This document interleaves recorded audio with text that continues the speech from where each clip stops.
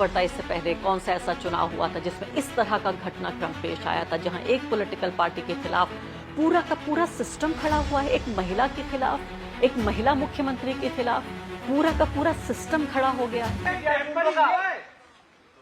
अरे भाई नहीं तो हम क्यों आता है, क्यों आया है पढ़ने का कोशिश किया कल से असील किया है। वो तो बैंडेज लगा के बैंडेज तो कभी भी खुल सकता है, वो क्या थोड़ा सील है।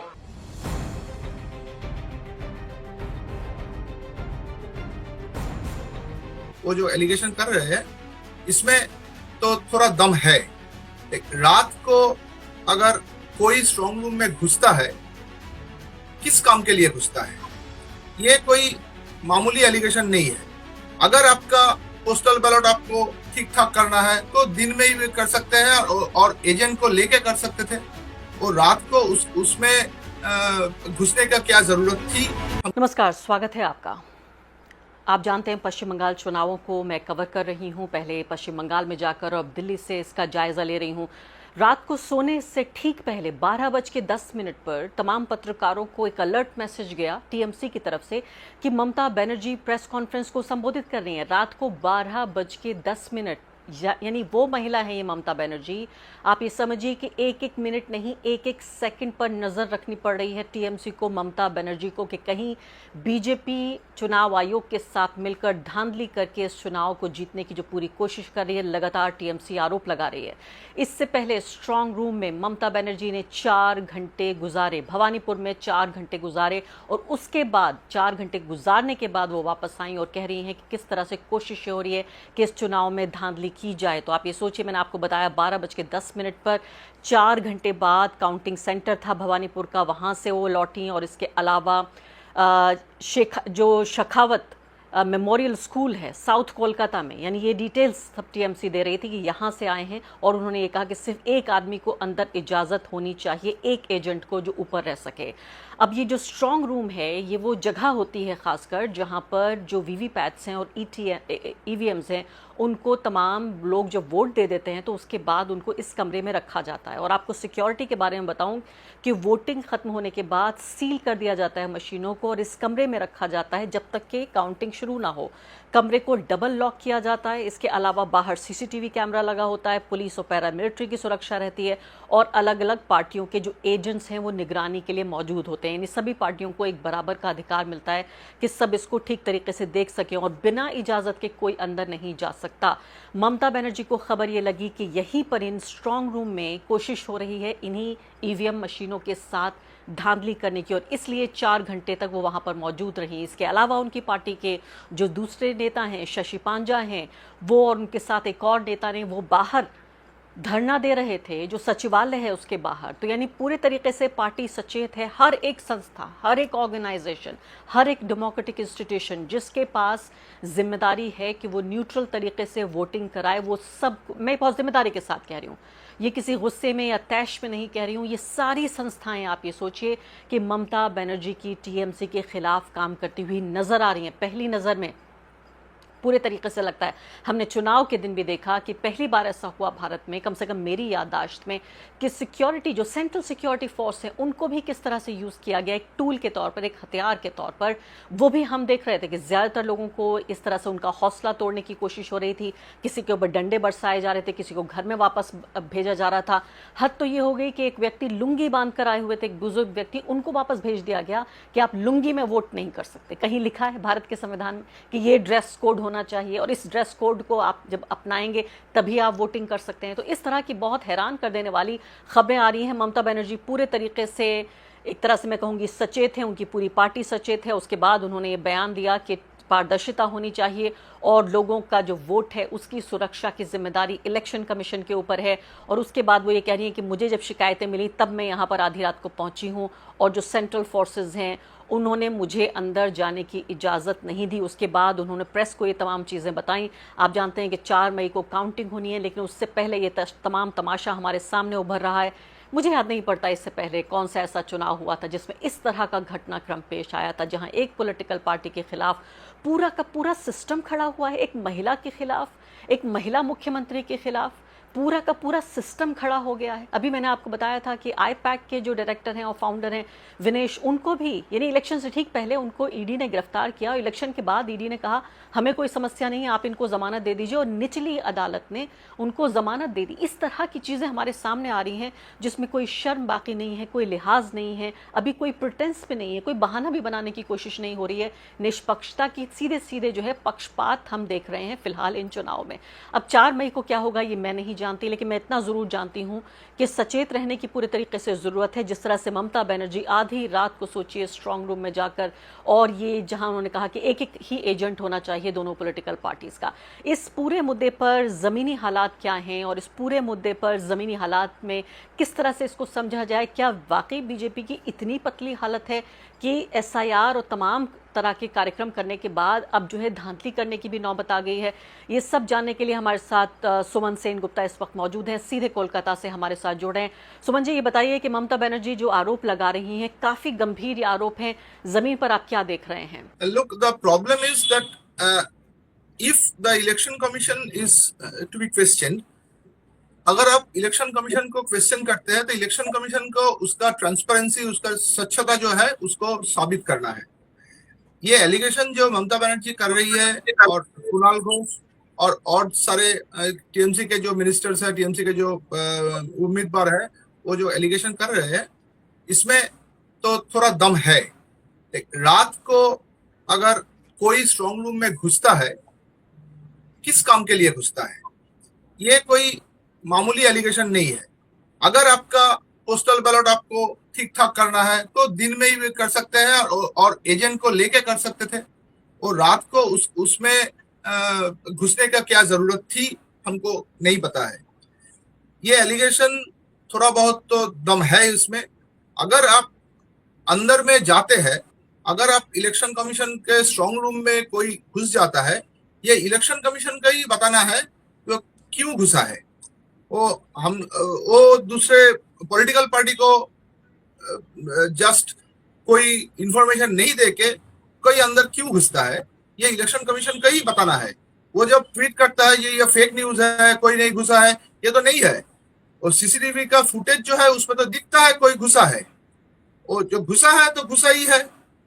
तब वो क्या करने गया है, ये इलेक्शन कमीशन को खुद ही जवाब देना चाहिए। लेकिन सुमन जी, मेरा सवाल यहाँ पे होगा, आम दर्शक जो नहीं जानते कि चुनाव किस तरह से जो चुनावी प्रक्रिया है, जाहिर है वो सिर्फ ये जानते हैं कि वोट कैसे डाला जाता है, लेकिन उसके बाद क्या होता है चुनाव में, जब तक आप वोटों की काउंटिंग कर रहे हैं तब तक क्या होता है, किस तरह की धांधली, अगर आप हमें बता सकें तो। अगर ममता बनर्जी की बात को माने, जो वो कह रही हैं, धरना दे रही हैं, आधी रात को 12:30 बजे उन्होंने प्रेस कॉन्फ्रेंस को संबोधित किया है, जितनी इमरजेंसी आपातकालीन जिस तरह के पूरे माहौल है, तो मुझे ये बताइए कि क्या करने की कोशिश कर सकते हैं अगर ममता बनर्जी के आरोपों को माने कि बीजेपी चुनाव आयोग के साथ मिलकर धांधली कर रही है, क्या कोशिश हो सकती है? For the general viewers, I can say that you cannot negate the fact that EVM can be manipulated or not. You have to, the election commission should be answerable to any voter also.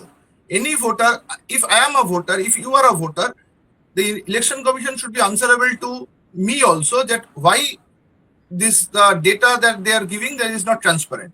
Election commission अभी भी form 17C upload किया है कि नहीं किया है क्या हमको पता नहीं है। फॉर्म 17C क्या होता है, हम लोग जब वोट करते हैं, इसका ईवीएम का एक तो नंबर होता है, जिस ईवीएम पे जितना वोट गिरा है, इस ईवीएम वो पूरा पॉलिटिकल पार्टी का पास भी जाता है और उसके बाद इलेक्शन कमीशन के भी पास रहता है। जब काउंटिंग एजेंट जाता है वो मिला के देखते हैं जे वो मशीन जो number, take for example ABCD है मशीन का नंबर, और काउंटिंग एजेंट के पास भी है, पॉलिटिकल पार्टी का काउंटिंग एजेंट के पास भी है और इलेक्शन कमीशन के पास भी है। अगर वो मिल जाएगा एबीसीडी नंबर में हमारा 850 पोल्ड हुआ है out of 1000, take for example, then they both should be satisfied that the two number of things had been same, then they can open the machine. The election commission has still not updated the form 17C of the whole the 23 and 29 जो election हुआ था उसका जो पूरा data है वो अभी भी अपडेट नहीं किया हुआ है। ये अपडेट करने के लिए ये पॉलिटिकल पार्टी को प्रेशर देना है इलेक्शन कमीशन को, आप फॉर्म 17C अपलोड कीजिए। आप देखिए, आप देखिए होगा अंजलि भारद्वाज जो है, one of the RTI activist and senior journalist, she also claim that form 17C should be uploaded immediately, and the form 17C should be matched with the political parties form 17C numbers. This is the problem. and धांधली जो हो सकता है कि अगर एक machine में धांधली करना है तो एक मशीन आप चेंज कर सकते हैं, लेकिन वो नंबर, डुप्लीकेट मशीन का नंबर आपको फिर डुप्लीकेट मशीन लाके फिर वो, ये हमको थोड़ा बहुत इम्पॉसिबल लगता ही है। ये हो नहीं सकता है। पूरा मशीन चेंज करके एक मशीन और घुसा के ये हो नहीं सकता है।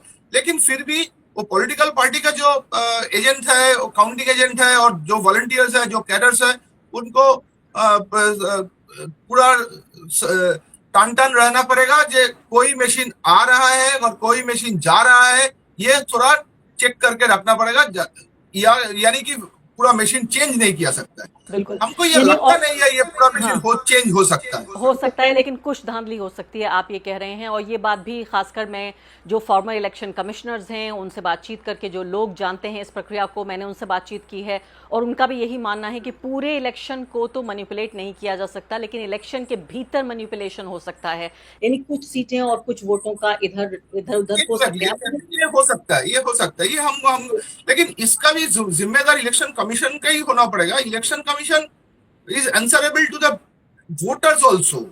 They are not answerable to the political parties. They should be answerable to the voters, and they should release the data transparently. That these are the EVM numbers, these are the ballot numbers, these are the postal ballots. Total number of postal ballots is 150, and ये देख लीजिए 150 है, उससे कम नहीं है, उससे ज्यादा नहीं है। ये पूरा इलेक्शन कमीशन को ही देना पड़ेगा। लेकिन सुमन जी, अब मेरा अगला सवाल सुमन जी ये है कि हमने SIR का पूरा प्रोसेस देखा उस वक्त कोलकाता में और बाकी पश्चिम बंगाल के अलग अलग इलाकों से जाके मैंने रिपोर्टिंग की। हमने देखा कि कितना एक तरह से ब्लड बाथ बिल्कुल हुआ है, हर तरह से वोटर को काटने की, डिलीट करने की, डिस्करेज करने की तमाम कोशिशें। उसके बाद इलेक्शन के दिन हमने देखा सिक्योरिटी फोर्सेस हिंसा करके भी और उनको मारपीट करके भी कोशिश कर रहे थे कि जितने कम वोटर आ सकें जो वोट करने के लिए, खासकर TMC के वोटर्स, उनको डराया धमकाया जा सके। लेकिन उसके बावजूद भी अब इलेक्शन कमीशन के साथ मिलके भी इनको मैनिपुलेशन और धांधली करने की ज़रूरत पड़ रही है। क्या वाकई BJP बहुत कमज़ोर है इस चुनाव में वेस्ट बंगाल में? और आगे बढ़ने से पहले एक अदना सी गुजारिश कि आप मेंबर बनिए मेरे चैनल का, आरफा खानम शेरवानी। अगर आप मेंबर बनते हैं, आपके समर्थन से आप मेरा हाथ मजबूत करेंगे, इतना मजबूत कि मैं सत्ता का कॉलर पकड़ के सवाल पूछ सकूंगी और जो हमारे समुदाय में हाशिए के जो तबके हैं उनकी आवाज़ उठा सकूंगी। आप यकीन जानिए, आपका एक छोटा सा सहयोग मेरे लिए इतना बड़ा होगा जिसके लिए आप अंदाजा भी नहीं लगा सकते। एक बात तो है जो BJP का इलेक्शन एजेंट बहुत सारे बूथ में नहीं था। अगर एजेंट नहीं रहता है, उसको पता ही नहीं चलेगा जे कौन वोटर आ रहा है, कौन वोटर जा रहा है, और कौन वोटर नहीं दिया है, कौन वोटर नहीं हुआ है। वो हवा में थोड़ा बहुत हवा PM और HM कर सकता है, लेकिन पूरा इलेक्शन को कंट्रोल करने के लिए उसको इलेक्शन एजेंट देना पड़ेगा पूरा सब बूथ में। फर्स्ट फेज में 11,000 बूथ में BJP का एजेंट नहीं था, एक भी एजेंट नहीं था। लेकिन एक भी एजेंट नहीं था मतलब उसका ऑर्गेनाइजेशन उधर स्ट्रांग नहीं है, उधर नहीं है ऑर्गेनाइजेशन। यही बात है जो इलेक्शन, ये जो धांधली BJP करने की कोशिश कर रहा है, ये BJP थोड़ा बहुत मान भी लिया है, ये थोड़ा डाउन भी है। वो हवा में एग्जिट पोल वगैरह देखा के ये उसका जो कैडर बेस है उसको जस्ट फ्लेयर अप कर रहा है कि अगर ये काउंटिंग छोड़ के न मत जाए। लेकिन उसको भी पता है कि उसका इलेक्शन एजेंट बहुत सारे बूथ में नहीं था।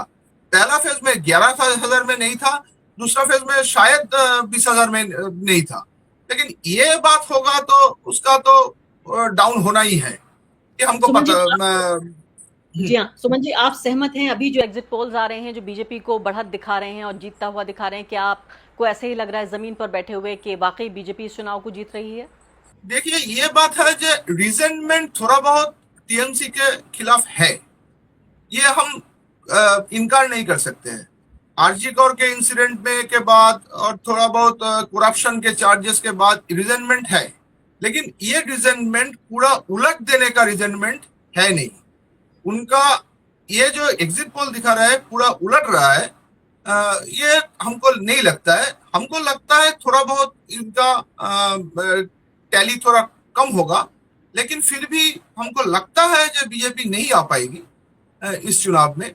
ये हमको लगता है जो रिजेंटमेंट टीएमसी के खिलाफ है, हम अभी भी बोलते हैं रिजेंटमेंट है, लेकिन ये रिजेंटमेंट हमको नहीं लगता है ये पूरा उलट देने का रिजेंटमेंट है।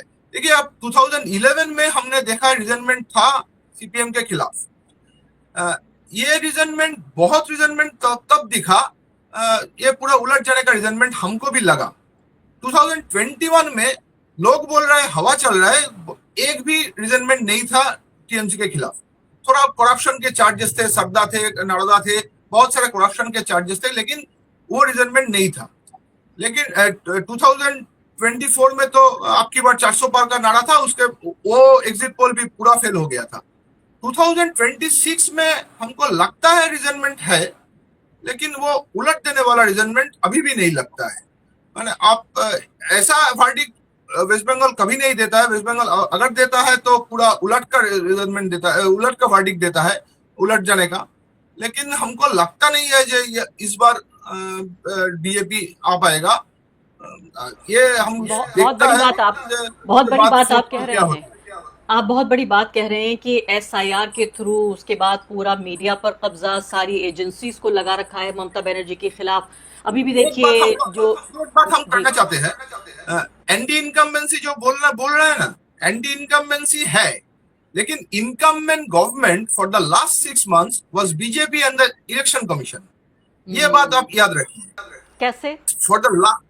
For the last 6 months, every administrative position was taken over by the election commission. Every decision that was made by the election commission and the ED, CBI all सब पूरा लगा दिया बंगाल में। यही हमको लगता है इनकम्बेंसी, एंटी इनकम्बेंसी अगर हो जाता है, वो एंटी इनकम्बेंसी इलेक्शन कमीशन के खिलाफ भी हो सकता है। ये लोग नहीं देख रहा है। For the last 6 months the incumbent government was the BJP. बहुत यूनिक बात आप ये कह रहे हैं और बहुत कम लोग इस बात को समझ पाएंगे कि एंटी इनकम्बेंसी सिर्फ सरकार से और पॉलिटिकल पार्टी से नहीं बल्कि एडमिनिस्ट्रेशन से होती है। और ये एडमिनिस्ट्रेशन चूंकि बीजेपी और केंद्रीय जो सेंट्रल एजेंसीज हैं उनके हाथ में है, तो आप ये कह रहे हैं कि 6 महीने का एंटी इनकम्बेंसी उनके खिलाफ है। बहुत बहुत शुक्रिया आपका सुमन जी इस पूरी जानकारी के लिए हमसे बातचीत करने के लिए।